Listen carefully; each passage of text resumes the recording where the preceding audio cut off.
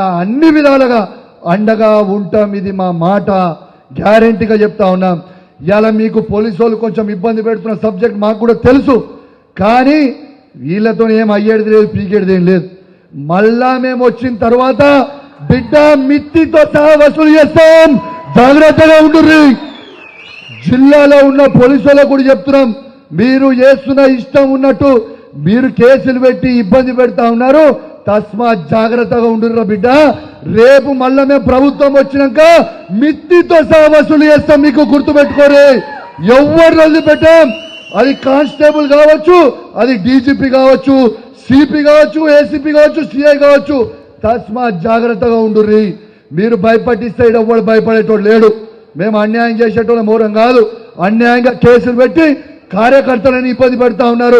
బిడ్డ మళ్ళా మీరు కూడా జైలు పోయే రోజు వస్తుంది, రాసి పెట్టుకోరు. ఇది జాగ్రత్తగా ఉండురని చెప్పి సందర్భంగా పోలీసు వాళ్ళకు కూడా ఈ వేదిక ద్వారా